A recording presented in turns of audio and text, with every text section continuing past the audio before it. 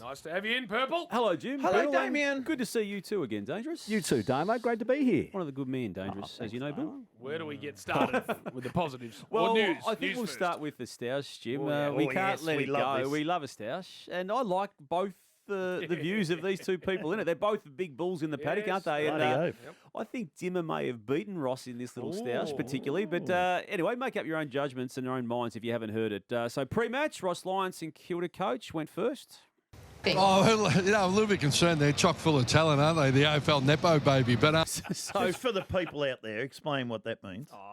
favouritism, the AFL owning, I mean, nepotism being Yeah, the word, yeah, and the familial connections to what's going on. And then that was fed back to Dimma, who managed to beat Ross in the game itself. Yep. And as you noticed, there was a small crowd, and Ross copped the Dimma retort in a pretty Dimma way. Oh, it's a little bit disrespectful, I think. Trust me, I've been at Richmond and I've come to the Gold Coast. We don't get a lot. What probably St Kilda should do is just make sure they focus on their own backyard instead of trying to bring everyone else down.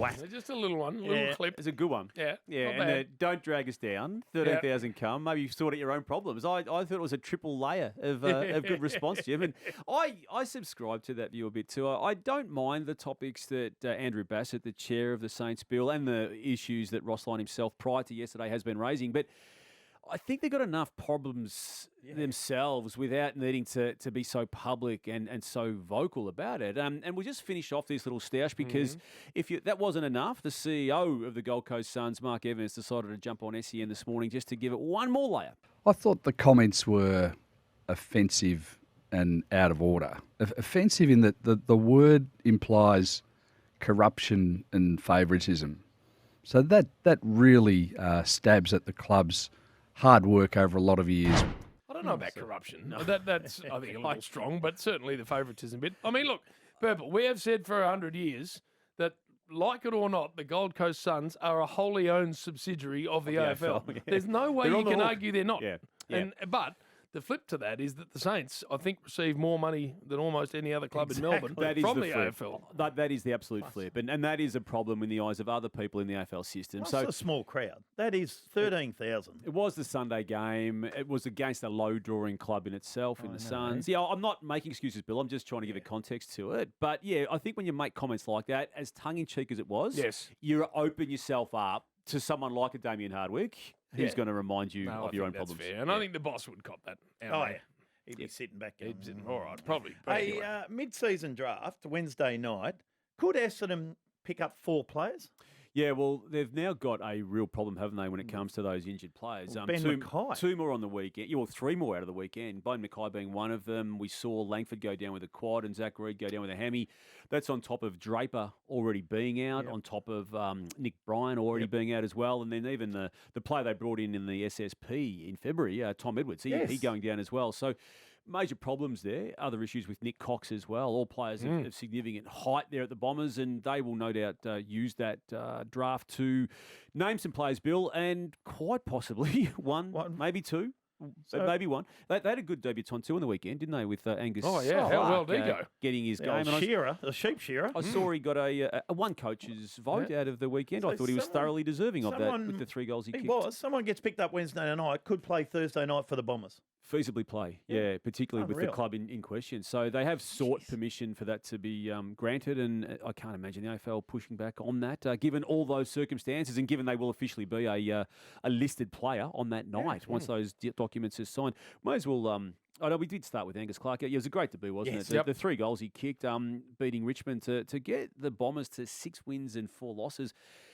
It's as many wins, Jim, as the Western Bulldogs have got. And I think everyone in the competition and in the industry thinks that the Bulldogs are a chance. Now, no one to win the flag, no one thinks Essendon is that, but it just goes to show they've won the games that they were Yeah, meant they to should win. have won. Yeah. No doubt. And they're also in a world of hurt when it comes to injury and other games against better teams. Let's start with Kozzy Pickett, though, Bill. I know you're a massive fan, and the 5 goals he kicked for Melbourne against Sydney just again reminded us of the exquisite talent he's got. He could have had 10 goals if everything went right for him on that day. 7 or 8. It was 5 goals, 4, and he also went for another barrel at one stage, which didn't even go near it. But if you look at that game, I love Kozzy Pickett. We all do. And you look at the coaches' votes. Pickett, Oliver, Salem, Petrarca, Gawn, Langdon. There you go. So if they are all in the coaches' votes, Melbourne have beat just about anyone. Well, the band's back That's together. their best player. That's their best playing group. That's the All best band they performing. can Yeah, have, and they're all exactly. performing. Yep. So that, do you know, since score involvement started in 2003, here's a stat for you. 22 years ago, Damien, Yeah. only 4 players have had 24 disposals, 6 clearances, 13 or more score involvements, 13, and kicked 5 goals. Right. Acker in 2005. Would have. Danger in 2014, Matthew Pavlich in 2010, and Kozzy. Kozzy. There you go. One of the 4 only. Wow. And we know what I Lee like it. Matthews said about Acker. We've Yeah, I don't know if we got that dangerous, have we? no, dangerous. Come is, on, dangerous. He's got to get his head around the. Ramsey He was a would have good had it. solid Jim, wasn't he? All right. Just one more on Melbourne, though. Just to remind people, this was a team that started 0-5 and was in the biggest world of hurt you'd ever see. And then the 6 matches that have then been played, Bill, the only one they lost, they were up to their eyeballs at three-quarter time against Hawthorn 3 weeks ago. So they've beaten the past, or the grand finalists of last year in the past fortnight. So, I mean, a massive well done to them because, as you said, Jim, those big-name players are stepping up. We mentioned Brisbane Lions there. Kalachi, for the second time in 3 matches at the MCG, decided to kick 4 at that particular venue and was brilliant, I thought, against Hawthorn and the way the Brisbane Lions structured up. And that forward line, now that they've got some football and continuity back into Kai Lohmann, is really functioning nicely. Rayner just keeps presenting when he needs to. The 2 Ashcrofts are doing all you're meant to do in a third-year sense and a first-year sense. And Lockie Neal. people still don't realise how good Hugh McCluggage is. And it wasn't the best game he's played ever, but again, he's so important to any time they're about to make a statement. You know what? Zorko might win his 7th best of Surely not. Is he up to 6, is he? Didn't he win 4 of them? They were all drawn or something? He won one when there were 4 of them. yeah. But he had, I think he might have got up to 5. Yeah, I wasn't sure he got past the 5. But yeah, he and the move of him, as we know, came on the back of Kadeem Coleman going down last year, and it transformed him, and he's continuing to do that. Luke Jackson, 2 weeks in a row The now, dogger. as his club has done. Fremantle this weekend just gone against Port Adelaide. The previous week against GWS.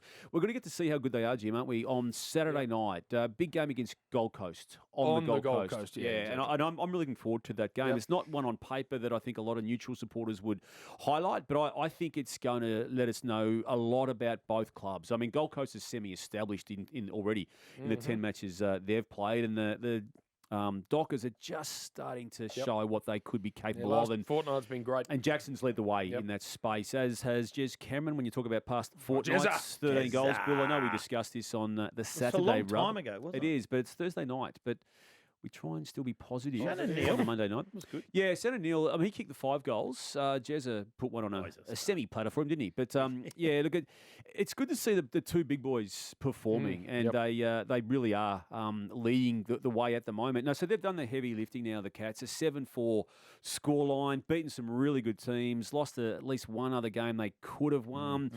They've done enough. Their draw, after round 16, only one of the current teams in the 8 is on their they'll come radars. That's after flying round home. 16. And the 12 games they've got remaining, a lot of them at GMHBA and MCG. They're not appearing to be hard matches with what they've already established themselves to be in this season. Collingwood, loved what they did against North Melbourne, particularly in the last quarter. But those so many big names that were missing, Bill. I know. And during the game. And during the game, Before Maynard the game? being subbed out. So there were 9 of them missing. And then there were 5 players playing between a first game of football, in Will Hayes' case, and Ned Long playing game number 23. How good is he? How hard? 5 of them in total between game 1 and 23, all stepped up. The others being Ed Allen, Lockie Sullivan and Will Parker as part of that mix. What did Dacos have after half time? He had 10 to half time, finished with 38. Yeah, I think it was 28 and 18 in the last quarter. Now, there was a period of play. There's about 3 or 4 minutes to go. He picked up 4 touches that meant nothing to the game in the space of, I reckon, of about 22 But he seconds. lifted. Yeah, take that out of it. It's still a brilliant game. And the way he did lift, you're quite right. And But, Elliott.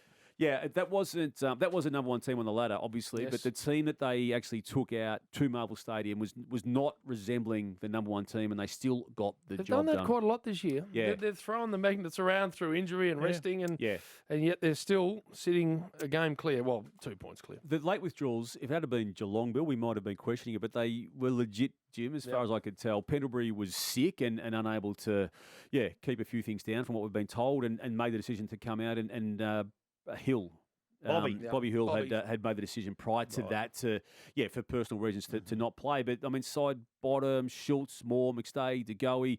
I throw Tom Mitchell into that mix too because he's coming back through the VFL, and when he's right, he's part of it. So there were 9 players who are unavailable. If you include Maynard. Yeah, we'll get to them soon. We'll have a few more positives on the other side, Jim. Very good. Damian Barrett in studio on Triple M. I got something, Damo. What? Shush, Damo. Shush. We spoke about this, so don't pretend, try and act like you didn't know that was coming. It's not your segment. I know, but it is because I'm part of the show, Jim. And so are you.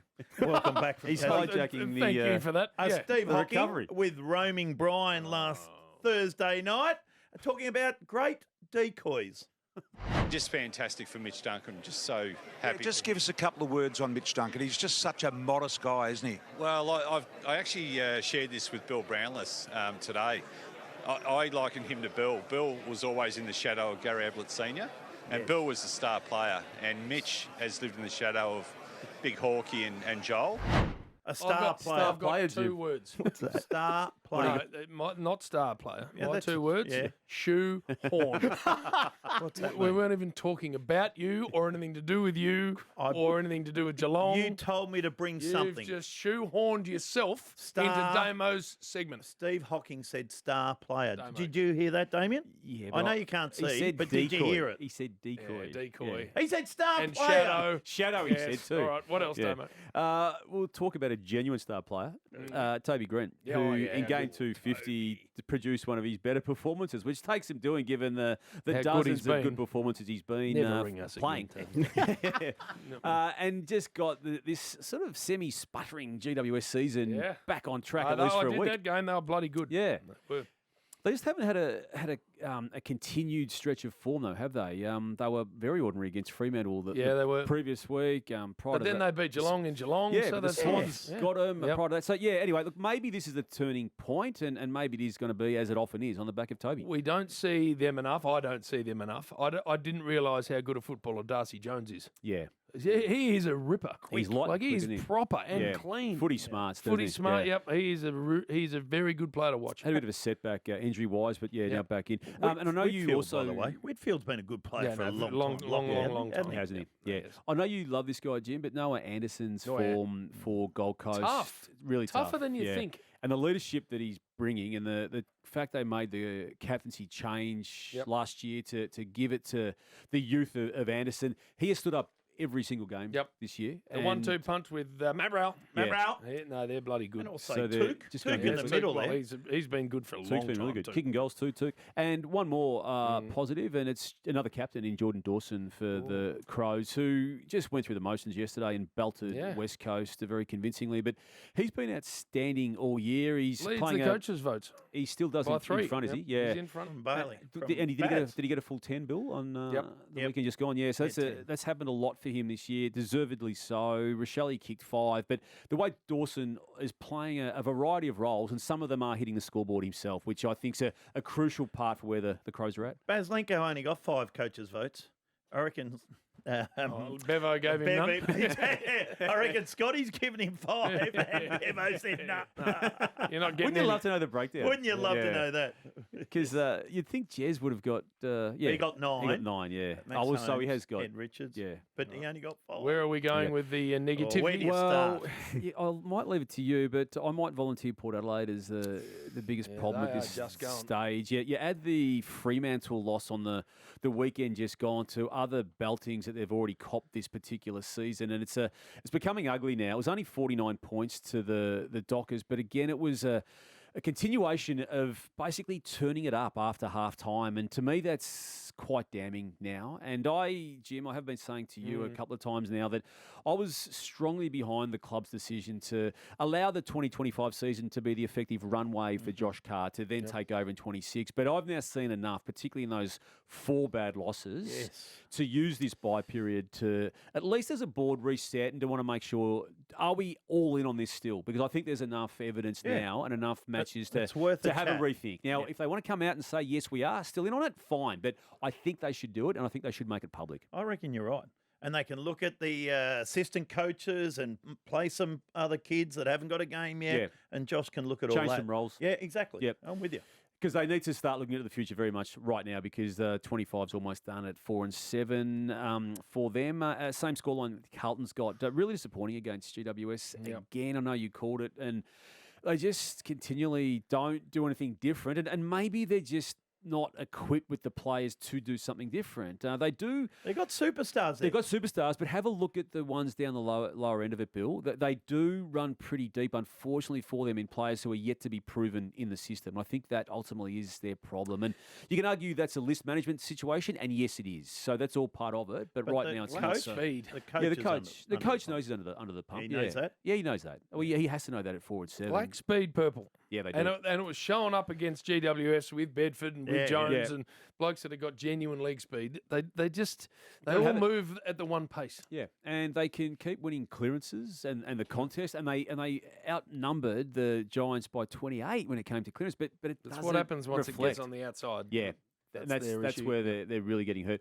Another club, 4 and 7, St Kilda after losing to the Gold Coast Suns on Sunday night. They don't play a great brand of footy. They don't. No. They don't. Hard to they watch. got 2 goals late to make it a 3-goal or thereabouts game. And I know they missed some shots at goal in the third quarter, but a bit like Carlton, they're just not capable of beating teams that have got them within the course of a game. Right. So, again, maybe the expectations on St Kilda weren't as they were on Carlton, but it's not shaping well. Sydney's a worry, though. Sydney's a worry. Another team at 4 and 7. Coxie. Yeah. It's not unfolding well for him at the moment. I know and you need to keep factoring this injury to, obviously, Papley and Gordon and Every club's got injuries. Multitude of players who are suspended and unavailable. McInerney, Amati but amongst them. Forward lines, just nothing. Yeah, well, Amati being suspended didn't help. McLean and Logan McDonald has not been seen, and McLean one out was exposed. So I don't know how they turn it around, but it's really a long way away from where they were at this time last year because this is when they were absolutely burning up. Fat, I agree with you. You say that all the time, and yes, every club does. But when you get injuries to your key players, like you take Danger and Jezza out of your team and Bailey Smith, you lose those 3, you're in all sorts. So injuries, yes, but if it's to your key people, it's like you're in all sorts. He's dropped his jaw. He's dropped his shoulders. I understand that, but every club has. So Gordon and Papley are massively important to what Sydney do. But there'd be clubs out there that have the same injuries. But Collingwood have a lot of injuries. Yeah, they seem to find something. They do. Good comeback, Bill. Yes, they do. I'm telling you, Sydney's injuries have set them back, and they haven't had their best players available all year. And these 2 clubs I'm about to mention both had losses in round 11. I'm not throwing them in as negatives, Jim, but they're just watches. And I say this about the Bulldogs because I like the Bulldogs. No, I do too. And I'm Damo. No, Bill, their best is very, very good, but they're 6 and 5, and they don't have a lot of wiggle room left now. If they want to, for the first time under Luke Beveridge's coaching, finish top 4. When's Sam Darcy back?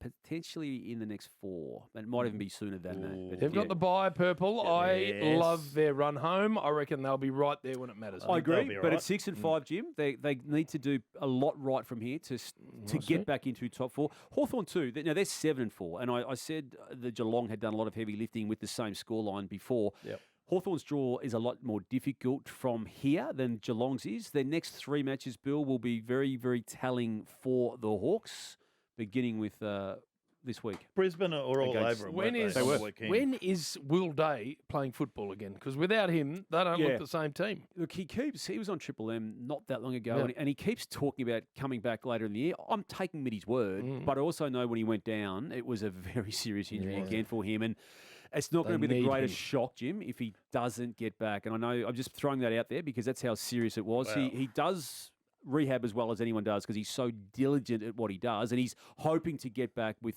3 rounds to go. Collingwood, they play Friday night. What a game. The only game in Melbourne. On the weekend, we had 7 games in Melbourne, Damien. This weekend, we got 1, Friday night. Doesn't make sense. Well, Did why? You're the man at the AFL house. I don't do the fixture, Bill. Did you include your game as a game in Melbourne? Yes, that's part of Melbourne. That's not a game in Maybe Melbourne. Victoria. Melbourne is a suburb of Geelong. Oh! Melbourne is... Plus, I've got something else for you, Damo. What else you got? Steve Hocking. What was Billy, Steve Hocking? Bill was the star player. You cannot have any more of this. Damo, on that very disappointing note, Thank you, good Hock. to see you. Someone asked me the other day about the buses. What's happening? Oh, yeah. Where's your bus? We can bring him back. You're not settled next week? Where have you got it? Let's bring him back. All right, next week the Arden bus. Street. back. Oh, Damo. Dave.